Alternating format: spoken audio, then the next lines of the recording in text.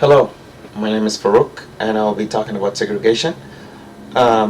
Few points to mention that if you're hearing this, that means I'm not in the class anymore, and I ask you please do not come looking for me.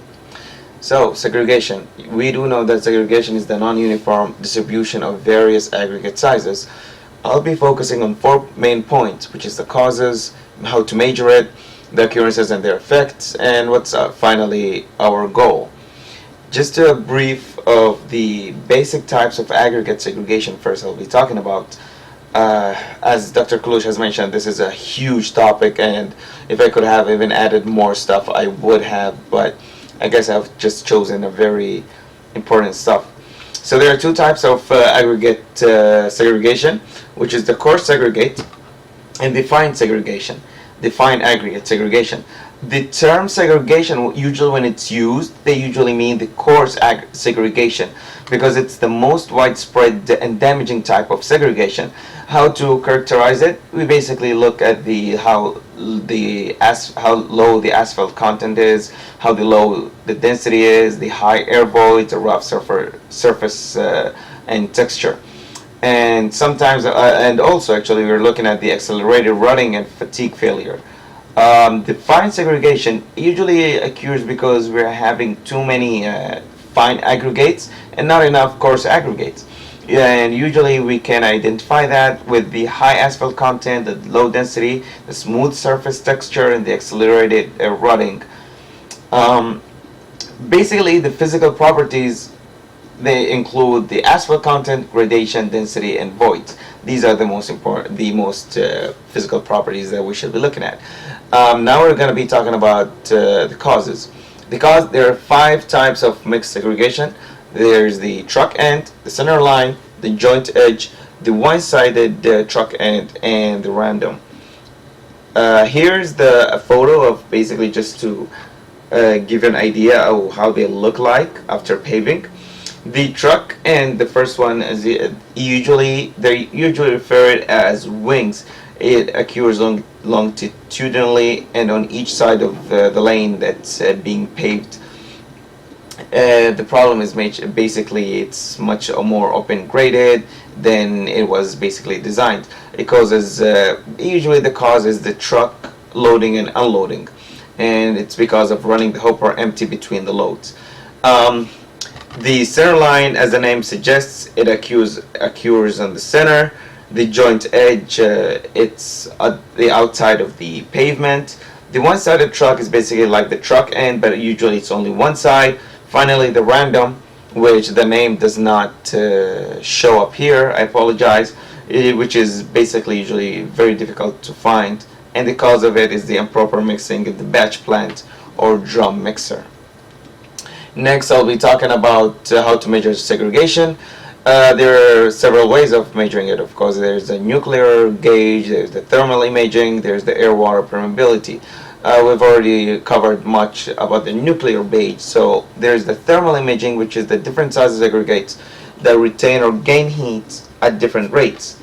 So, and then we have the air-water permeability, which is basically the air void percentage level. This technique is basically used This technique is basically mostly used when the air void level exceeds 8%. We will notice that the permeability, it increases significantly. Some other things to put in mind is the how many the variation, which if it's 5 pound per cubic feet. If this aggregate varies from 5 pound to or 2.5, it's not satisfactory.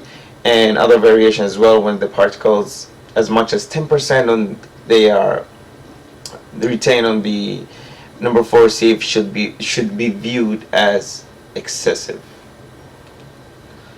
Next, I'll be talking about the occurrences and the effects. Occurrences are either before paving or during pavement, and usually they're because of stockpiling, asphalt plants, truck loading and unloading, the asphalt paver, and usually the asphalt paver is during the operation. The effects, of course, is routing, raveling, moisture damage, and this all problems, they usually cause reduction in pavement life. And again, as I have mentioned at the beginning, of course I would love to have included so many pictures of the stockpiling, the asphalt plants, and the drums, and how the segregation actually happened during the asphalt plant.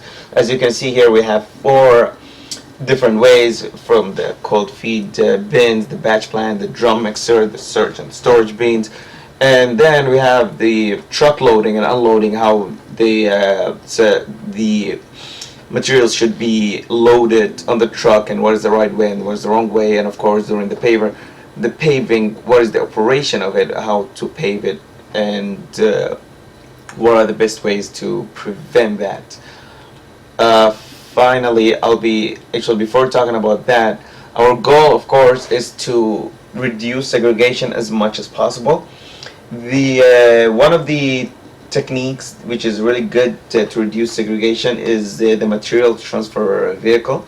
I found that really interesting because they usually carry 25 to 30 tons, and they ensure that segregation does not occur from the truck to the hopper, and it tries to eliminate any segregation that happened during the time of mixing.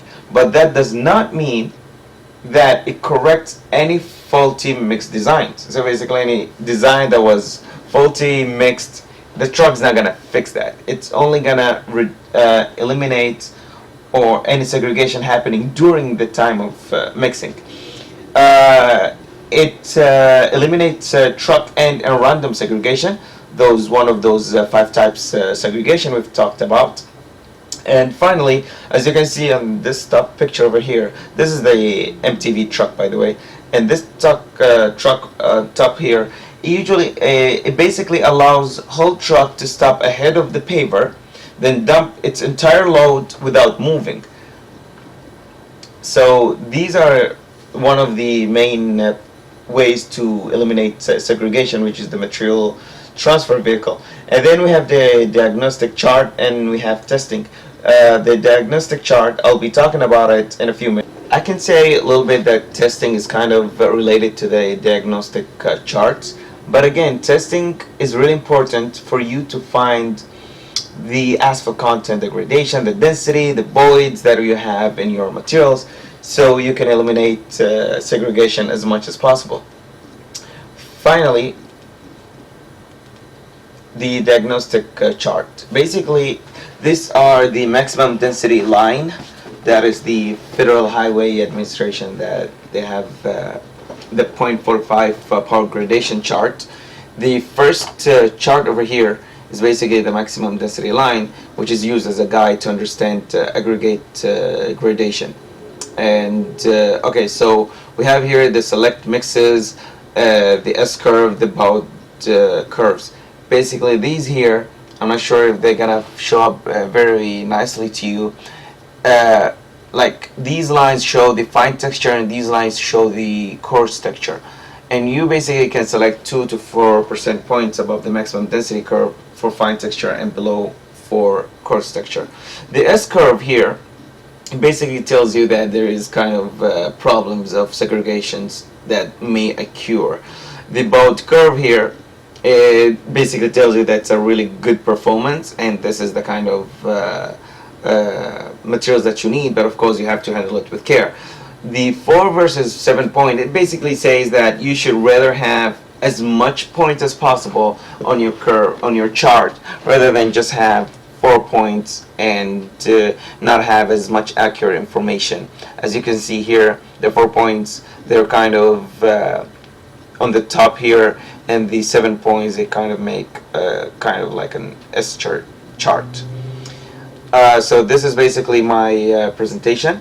I hope you have enjoyed it. If you have any questions, please, by all means, do ask Dr. Kaloush. He's going to help you very well in this topic. I apologize for taking too long. Again, it was kind of a very long topic.